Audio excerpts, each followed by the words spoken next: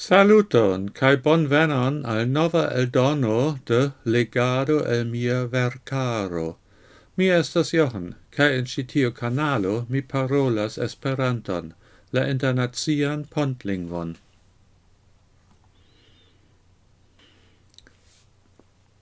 Imitbando alfa. Hodiau vi audas la lastan parton. Ho, mi nun comprenas gin, Sophia suspiris, cae ne plu estas differenzoi con la codo, cae tiam si ecploris.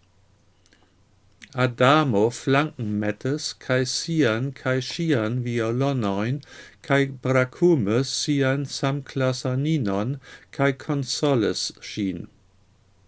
Plei versaine gi estas sensajo, sed dum momento mi pensis che vi estas la artisto de la codo, flustris Sophia.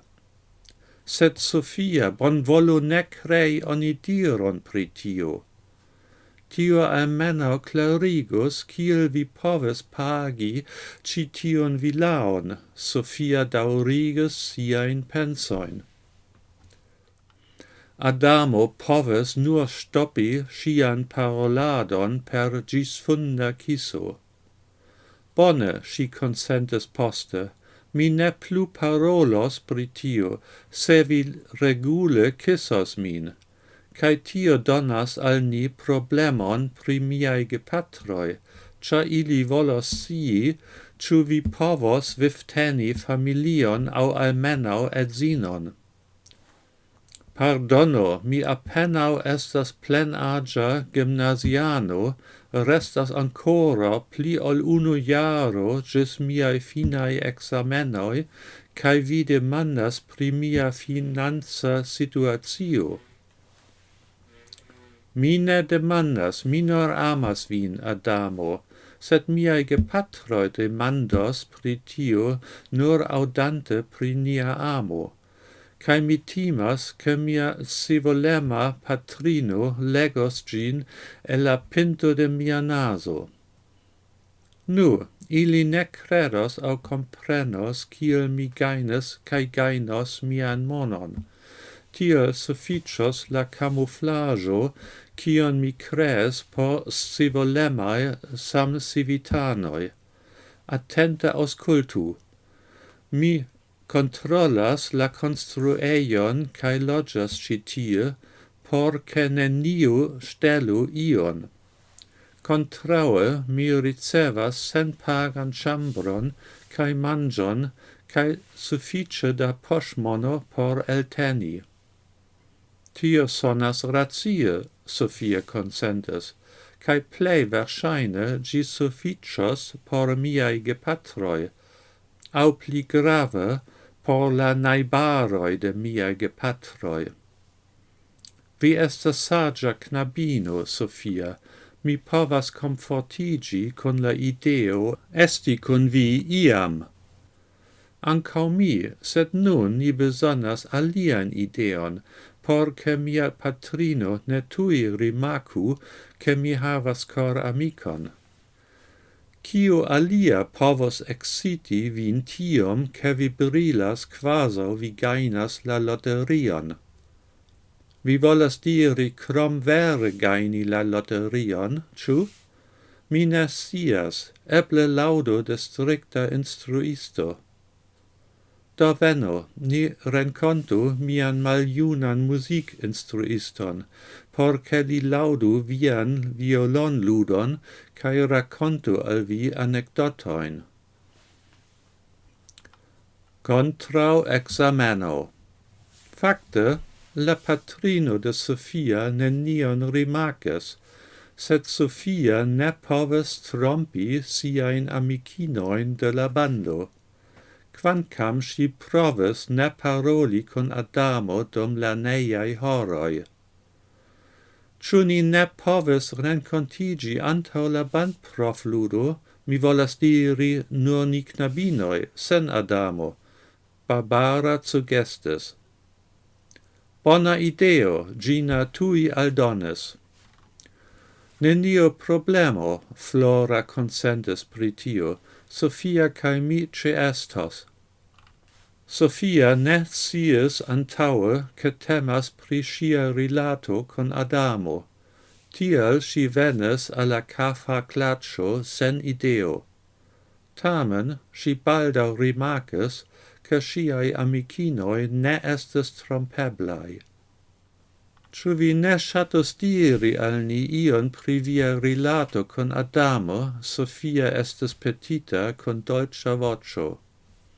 Mi ne pensas che mi povas diri al vi ion pri rilatoi con uloi, cion vi ne jam de longe scias, Sophia respondes ridetante.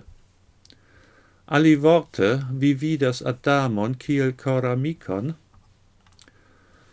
Gi devos resti secreto, mi ne volas che la ceterae knabinoi elprenu miain oculoin. Cae ni, ja ni ancau estas knabinoi. Vi ciui tri jam havas secretain cor amicoin, ciu ne? Vi nur pensas capti Adamon, char li estas tre bona musicisto, cae perfecta signoro, sed li estas pacita por mi. Sed ciu Adamo scias che li estas via cor amico, au ciu gi estas tiel secreta che li ne scias tion? Pli bone demando lin mem, se vi ne credas min, nun ceso pri tiu stultajo. Pli bone diru al mi, cion vi lernis dum viae privatae lectionoi con Adamo. Cae ne parolu pri binomai formuloi au franza grammatico. Bone, mi pensas che Adamo estas suffice bona musicisto por reludi la musicon de citiu bando tutte sola, cion ni volas imitludi, Barbara comences. Au la musico de io ein bando, Flora aldones. Cae li verŝajne nur helpas nin, char li enuas, Gina pensis. Au char li enamiĝis al unu el ni knabinoj, Sophia finis la speculadon.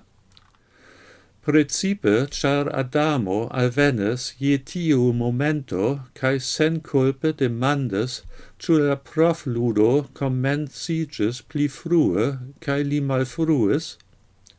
Cio estas en ordo, Barbara tui tranquilligis lin. Gi estes nur intima knabina afero. Cae vi ne parolos pri tiu en la lernejo, ĉu? Ne pri la musico, cae precipe ne pri intimae knabinetsae aferoi, ĉu bone? Ne maltranquilligiu. Ni ne parolos pri via rilato con Sophia au pri via elstara musica capablo.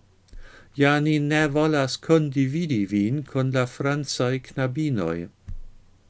Sagiae knabinoi, nun montru al mi, cion vi profludes passent semaine.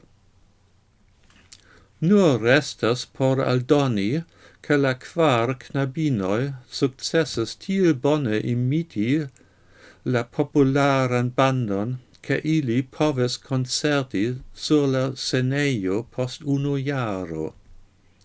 Cae la spertuloi diris, che la virina bando ne povos ludi tion musicon pli bone, se la originae musicistoi profludintus con la knabinoi.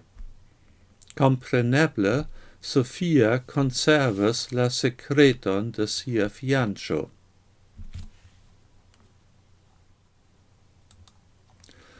Dankon, jen ĉio por hodiaŭ.